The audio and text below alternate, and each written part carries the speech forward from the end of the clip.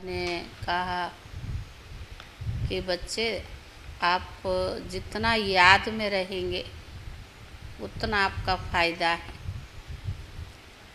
याद में रहेंगे तो पुरानी दुनिया की दुख आपको महसूस नहीं होगी। पर ये भी बाबा ने कहा याद में कैसे रहो, एकांत में जाकर बाप की याद में खो जाओ और साथ साथ अपनी भी चेकिंग करो। एकांत में ही अपनी चेकिंग करो, हमारे में क्या क्या अवगुण है और कौन सा गुण हमने धारण किया है। तो एकांत में जाएंगे तो अपने अवगुण भी आपको दिखाई पड़ेगी। तो बाबा ने कहा और साथ में अपने से पूछो कि हमने कितना दैवी गुण धारण किया है और कितना आसुरी गुण निकाला है। ये बाबा ने कहा कि याद में एकांत में बैठ करके अपनी चेकिंग करो, क्योंकि याद में ही बहुत फ़ायदा है। विक्रम विनाश होती है, याद में दैवी गुण आते जाते हैं, याद में धारणाएं अच्छी होती है। यानी मुख्य आधार जो है याद का। दूसरा बाबा ने कहा ब्राह्मणों में सबसे बड़ी कौन सी अवगुण है जो नहीं होना चाहिए। सबसे बड़ा अवगुण कौन सा है कि रफ डफ बोलना। जितना ज़रूरत है, ज़रूरत से ज़्यादा बोलना फिर तो क्या होगा, रफ डफ ही बोलेंगे ना। तो बाबा ने कहा ये सबसे बड़ा आसुरी गुण है, कड़वा वचन मुँह से निकालना और रफ डफ बोलना। तो बाबा ने कहा उससे दूसरों को बहुत दुख पहुंचता है। तो आप ये अपने अवगुण को ज़रूर निकालो। आज बाबा ने सारी मुरली में बोला कि एकांत में चले जाओ और अपने अवगुण का चेकिंग करते रहो कि कहाँ तक हमने गुण धारण किया है। कईयों का संस्कार ये भी होता है कि दूसरों से किनारा कर लेते हैं, रफ डफ बोलेंगे फिर खुद ही किनारा कर लेंगे। तो बाबा ने कहा सबसे बड़ा अवगुण है। सारे मीठे बच्चे, बाप की याद से बुद्धि स्वच्छ बनती है। मीठे बच्चे, बाप की याद से बुद्धि स्वच्छ बनती है, दैवी गुण आते हैं। इसीलिए एकांत में बैठ अपने आप से पूछो कि कितने दैवी गुण आए हैं। अपने आप से क्या पूछो, कितने दैवी गुण आए हैं। प्रश्न है सबसे बड़ा आसुरी अवगुण कौन सा है जो बच्चों में नहीं होना चाहिए। सबसे बड़ा आसुरी अवगुण कौन सा है जो बच्चों में नहीं होना चाहिए। उत्तर है सबसे बड़ा आसुरी अवगुण है किसी से रफ डफ बात करना या कुवचन बोलना। इससे ही भूत कहा जाता है।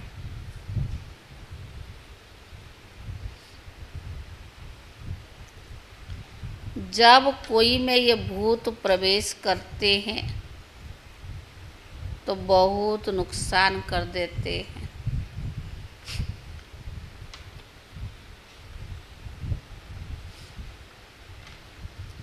इसीलिए उससे किनारा कर लेना चाहिए। इसीलिए उनसे किनारा कर लेना चाहिए। जितना हो सके अभ्यास करो कि अब घर जाना है, फिर नई राजधानी में आना है।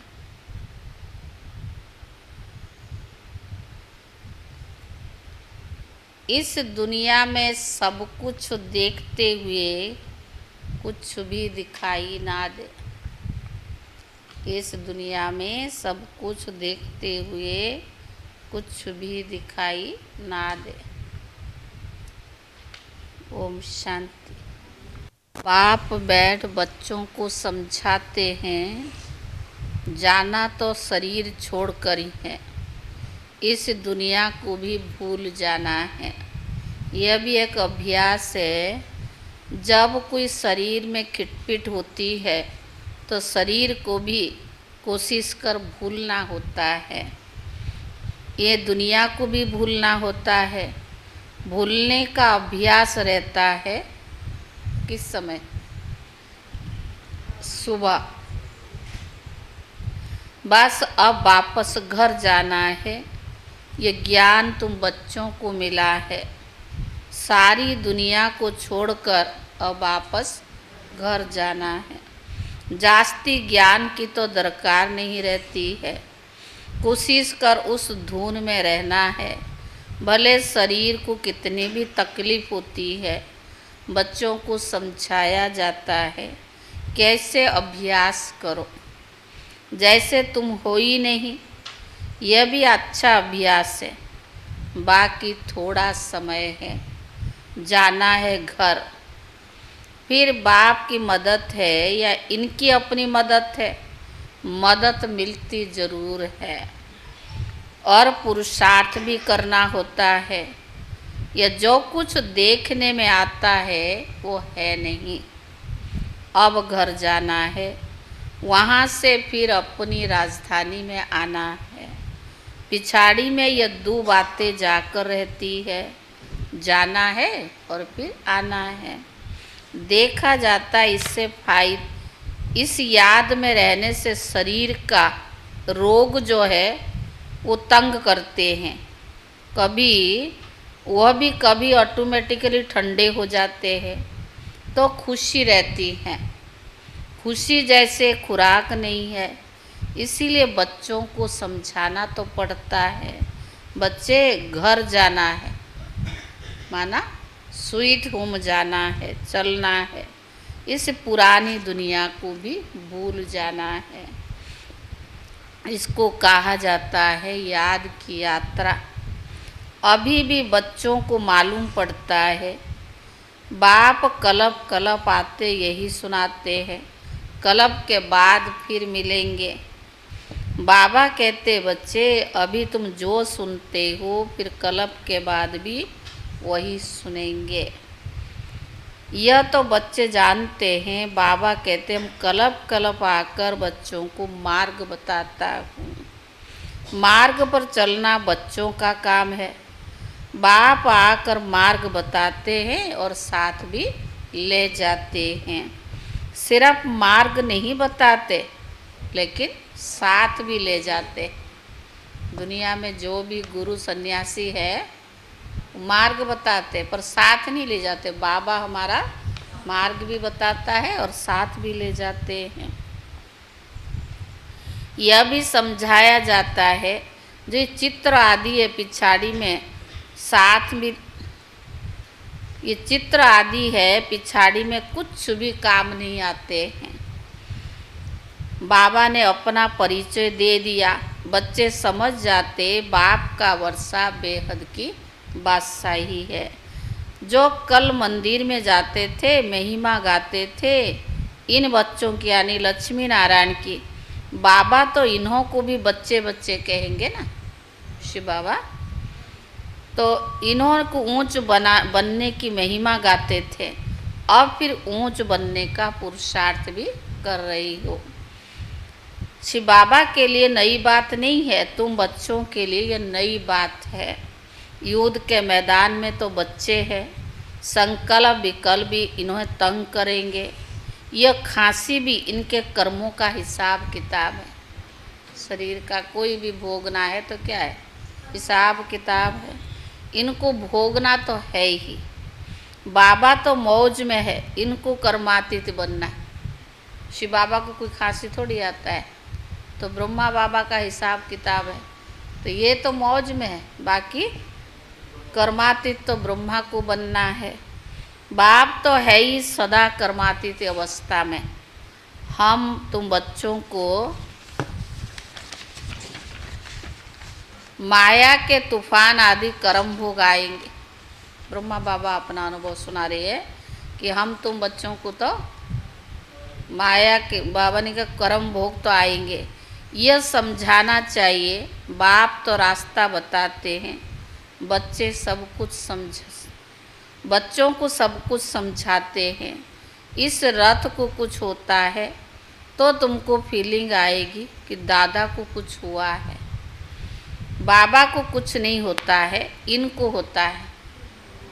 शिव बाबा को कुछ नहीं होता है, ब्रह्मा बाबा को होता है। ज्ञान मार्ग में अंधश्रद्धा की बात नहीं होती है। बाबा समझाते मैं किस तन में आता हूँ, बहुत जन्मों के अंत के भी पतित तन में प्रवेश करता हूँ। दादा भी समझते हैं जैसे और बच्चों में है ऐसे मैं भी हूँ। दादा पुरुषार्थी है, संपूर्ण नहीं है। ब्रह्मा बाबा भी पुरुषार्थी है। तो बाबा ने कहा तुम सब प्रजापिता ब्रह्मा के बच्चे ब्राह्मण पुरुषार्थ करते हो विष्णु पद पाने। लक्ष्मी नारायण कहो विष्णु कहो, बात तो एक ही है ना। तो बाबा ने कहा बाबा ने समझाया भी है, आगे नहीं समझते थे, न ब्रह्मा विष्णु को न अपने बाप को समझते थे। अभी तो बाप को ब्रह्मा विष्णु शंकर को देखने से बुद्धि में आता है कि यह ब्रह्मा तपस्या करते हैं, यही सफ़ेद ड्रेस है। कर्मातीत अवस्था भी यहाँ होती है। इन एडवांस तुमको साक्षात्कार भी होता है। यह बाबा फरिश्ता बनेंगे। तुम भी जानते हो हम कर्मातीत अवस्था को पाकर फरिश्ता बनेंगे। नंबर 1, जब तुम फरिश्ते बनते हो तब समझते हो कि अब लड़ाई लगेगी। जब हमारा कर्मातीत अवस्था बनेगा, फरिश्ता बन जाएंगे, तब क्या देखने में आएगा, लड़ाई लगेगी। मरुआ मौत, मलों का शिकार। यह बहुत ऊंची अवस्था है, मामूली अवस्था नहीं है। उसके लिए बहुकाल का अभ्यास चाहिए। बच्चों को धारण करनी है, यह भी निश्चय है कि हम चक्कर लगाते हैं और कोई इन बातों को समझ ना सके। नया ज्ञान है और फिर पावन बनने के लिए बाप याद सिखाते हैं। यह भी समझते हो बाप से वर्षा मिलता है।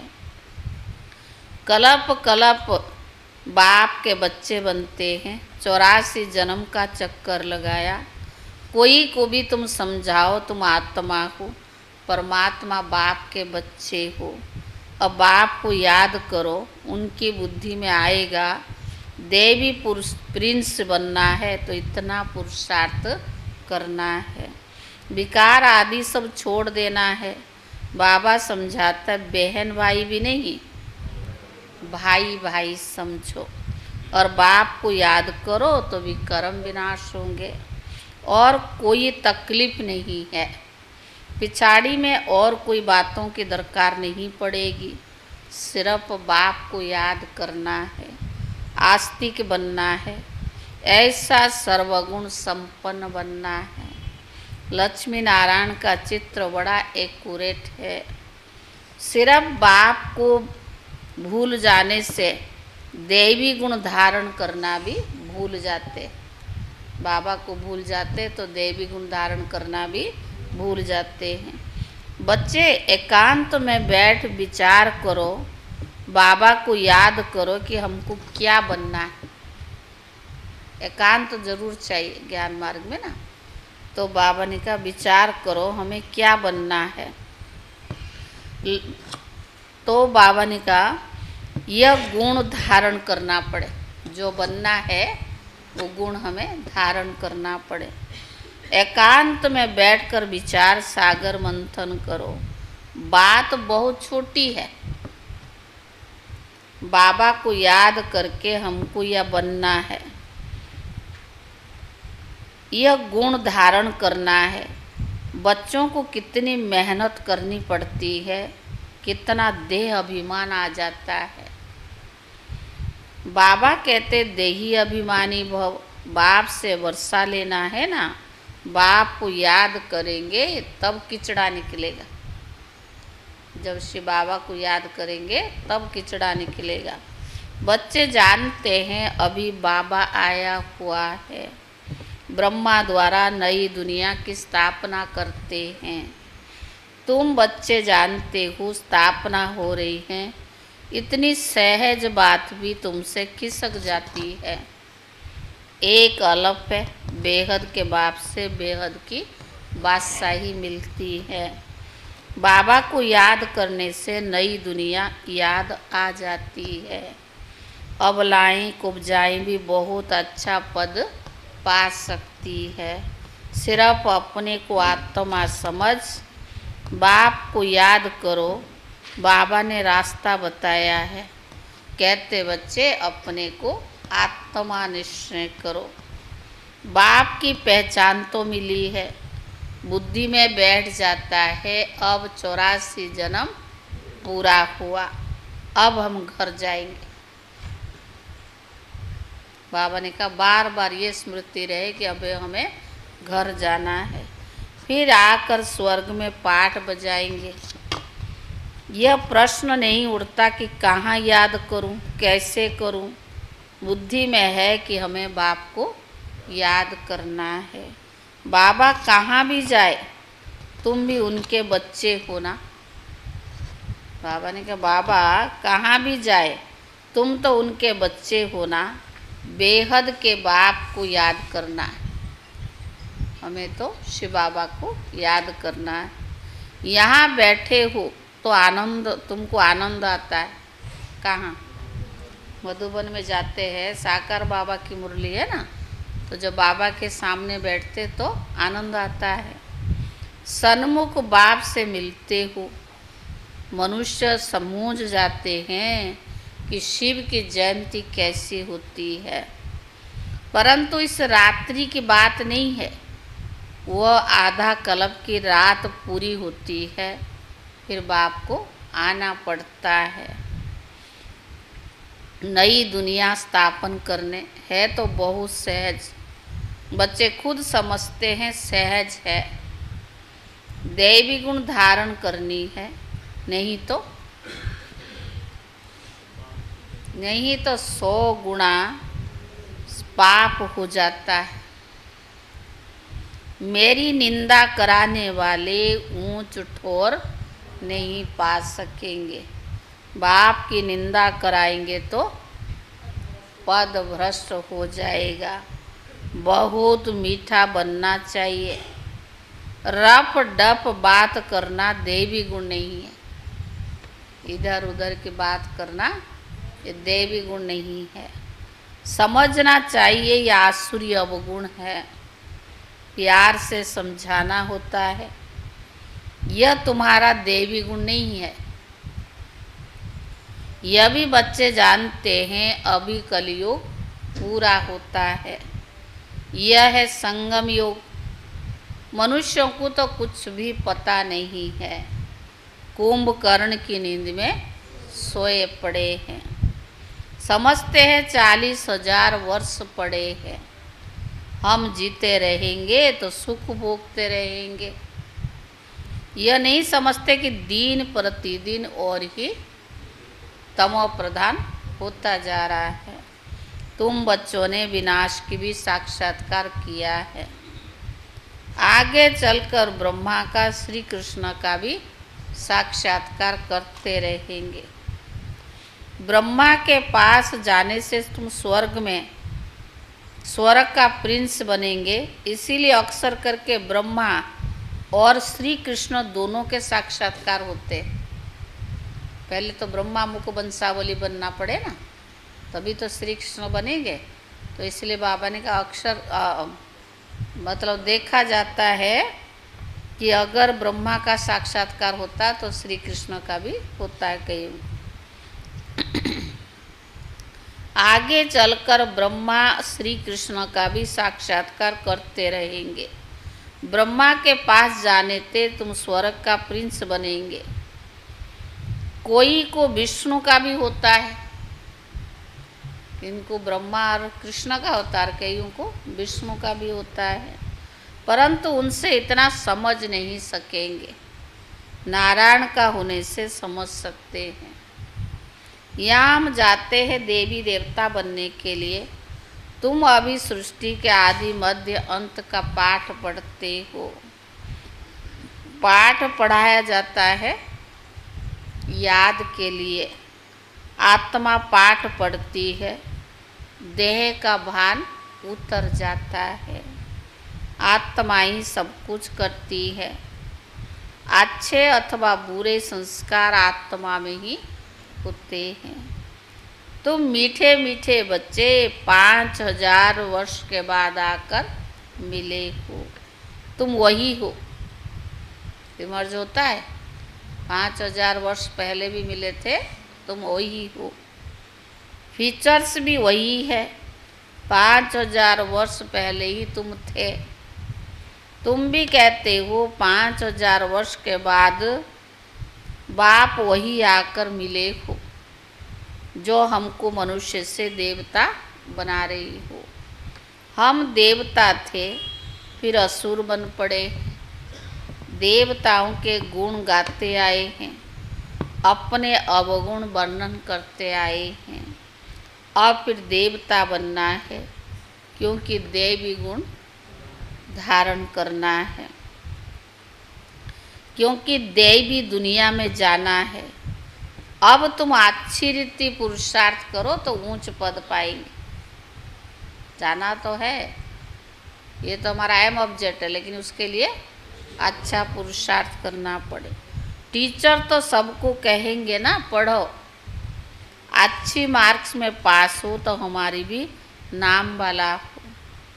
और तुम्हारा तो सबको कहेंगे ना पढ़ो, तो बाबा ने कहा तुम्हारा भी नाम वाला होगा। ऐसे बहुत कहते बाबा, आपके पास आने से कुछ निकलता ही नहीं है, सब कुछ भूल जाते हैं, आने से ही चुप हो जाएंगे। यह दुनिया जैसे कि ख़त्म हुई पड़ी। मधुबन में जाते, बाबा से मिलने जाते, क्या लगता है सब कुछ खत्म, सब कुछ भूल जाते हैं। फिर तुम आएंगे नई दुनिया में, वह बड़ी सुबनिक नई दुनिया होगी। कोई शांति धाम में विश्राम पाते हैं, कोई को फिर विश्राम भी नहीं मिलता है। ऑलराउंडर पाठ है, परंतु तमो प्रधान दुख से छूट जाते हैं। वहाँ शांति सुख सब मिलता है। तो ऐसे अच्छी रीति पुरुषार्थ भी करना चाहिए। ऐसे नहीं कि जो नसीब में होगा, नहीं, पुरुषार्थ तो करना चाहिए। समझा जाता है कि राजधानी स्थापन हो रही है। हम श्रीमत पर अपने लिए राजधानी स्थापन कर रही है। बाबा जो श्रीमत देने वाला है, वो खुद राजा आदि नहीं बनना है। श्री बाबा बनेगा राजा? बाबा जो श्रीमत देता है वो खुद नहीं बनने वाला है, उनकी श्रीमत से हम बनते हैं। ये नई बात है ना, कभी कोई ने ना सुनी ना कोई देखी। जो बाबा हमें सुना रहा है, कोई सुनी है ना कोई देखा है। अभी तुम बच्चे समझते हो श्रीमत पर हम क्या बनेंगे। हाँ, श्रीमत पर हम बैकुंठ की राजधानी स्थापन कर, बैकुंठ की बादशाही स्थापन कर रहे हैं। हमने अनगिनत बार राजाई स्थापन की है और करते और गमाते।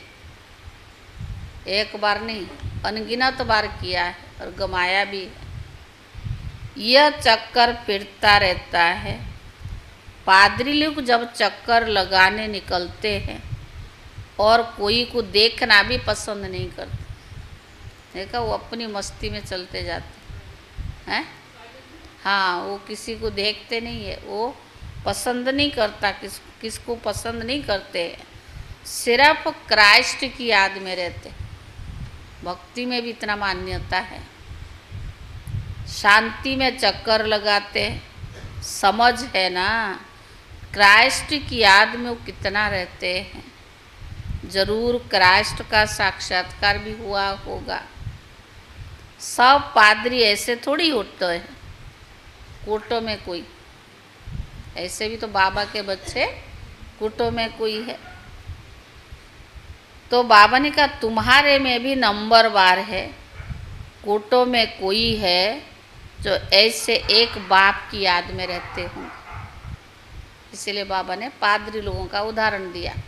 जैसे वो पादरी की याद लोग क्या करते, क्राइस्ट के बगैर किसी और को याद नहीं करते, एक की याद में रहते हैं। कोटों में कोई तुम्हारे में भी नंबरवार है, ट्राई करके तो देखो, कोई को बाबा और कोई को नहीं देखो, बाप को याद करते स्वदर्शन चक्कर फिराते रहो, तुमको अथाह खुशी रहेगी। श्रेष्ठाचारी देवताओं को कहा जाता है, मनुष्यों को भ्रष्टाचारी कहा जाता है। इस समय तो देवता कोई है नहीं, आधा कल्प दिन और आधा कल्प रात। यह भारत की तो बात है। बाबा कहते मैं आकर सबकी सदगति करता हूँ। बाकी जो और धर्म वाले हैं वो अपने अपने समय पर अपनी धर्म की आकर स्थापना करते हैं, सब आकर ये मंत्र ले जाते हैं। बाप को याद करना है, जो याद करेंगे वो अपने धर्म में ऊंच पद पाएंगे। बाबा ये नया धर्म स्थापन करते हैं ना हर 5000 वर्ष के बाद, पर बाबा ने कहा जो याद करेंगे वो ऊंच पद पाएंगे। तुम बच्चों को पुरुषार्थ करके रूहानी म्यूजियम अथवा कॉलेज खोलनी चाहिए। लिख दो विश्व की अथवा स्वर्ग की राजाई सेकंड में कैसे मिल सकती है, आ करके समझो। बाप को याद करो तो बैकुंठ की बादशाही तो मिलेगी। बाप को याद करो तो बैकुंठ की बादशाही तो मिलेगी। अच्छा मीठे मीठे सिखिले दे बच्चों प्रति माता पिता बाप दादा का याद प्यार और गुड मॉर्निंग। रूहानी बाप की रूहानी बच्चों को नमस्ते। रूहानी बच्चों की तरफ से रूहानी बाप दादा को याद प्यार और नमस्ते नमस्ते। धारणा के लिए मुख्य सार, कल भी भोग है, संडे है ना, तो कल भोग है। धारणा के लिए मुख्य सार, पहला चलते फिरते एक बाप की याद रहे और कुछ देखते हुए भी दिखाई ना दे।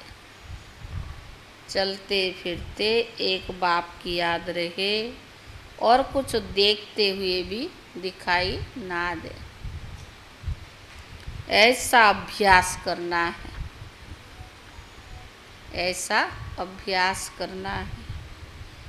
एकांत में अपनी जांच करनी है कि हमारे में दैवी गुण कहाँ तक आया है। एकांत में अपनी जांच करनी है कि हमारे में दैवी गुण कहाँ तक आया है। दूसरा, ऐसा कोई कर्तव्य नहीं करना जिससे बाप की निंदा हो। ऐसा कोई कर्तव्य नहीं करना जिससे बाप की निंदा हो। दैवी गुण धारण करनी है, दैवी गुण धारण करनी है। बुद्धि में रहे अभी घर जाना है, फिर अपनी राजधानी में आना है। बुद्धि में रहे अब घर जाना है, फिर अपनी राजधानी में आना है।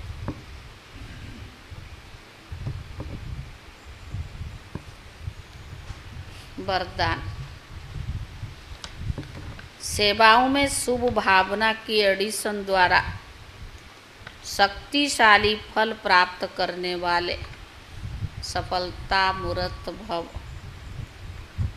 सेवाओं में शुभ भावना की एडिशन द्वारा शक्तिशाली फल प्राप्त करने वाले सफलता मूर्त भव। जो भी सेवा करते हो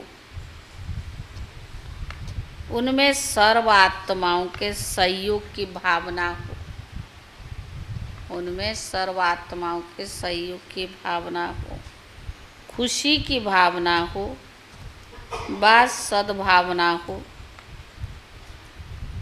तो हर कार्य सहज सफल होगा, तो हर कार्य सहज सफल होगा। जैसे पहले ज़माने में कोई कार्य करने जाते थे तो पहले क्या करते थे? हाँ, पहले ज़माने में अगर कोई कार्य करने जाते थे तो सारे परिवार के आशीर्वाद लेकर जाते थे। तो वर्तमान सेवा में ये एडिशन चाहिए, सबका सहयोग चाहिए। माना वर्तमान सेवाओं में ये एडिशन चाहिए, कोई भी कार्य शुरू करने से पहले सभी की शुभ भावनाएं, शुभ कामनाएं लो। कोई भी कार्य शुरू करने से पहले सभी की शुभ भावनाएं, शुभ कामनाएं लो। सर्व की संतुष्टता का बल भरो, तब शक्तिशाली फल निकलेगा। स्लोगन,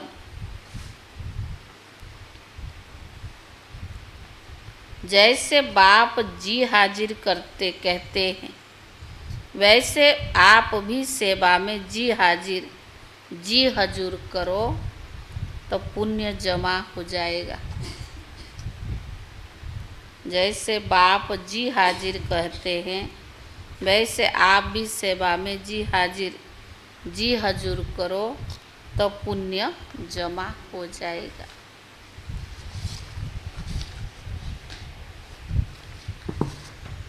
आज जुलाई का 6 तारीख है। आज का व्यक्त इशारा है, ज्ञानी तो आत्मा सदैव हर एक के प्रति मास्टर स्नेह का तू सागर है। बिना स्नेह के उसके पास और कुछ भी है नहीं। कोई भी आएगा तो उससे स्नेह ही देगा। आजकल संपत्ति से भी ज़्यादा स्नेह की आवश्यकता है। स्नेह की शक्ति से मित्र बना सकते हो। अपकारियों पर भी, दुश्मन पर भी उपकार कर सकते हो। स्नेह की शक्ति से अपकारियों पर भी और दुश्मन को भी उपकार कर सकते हो। ओम शांति।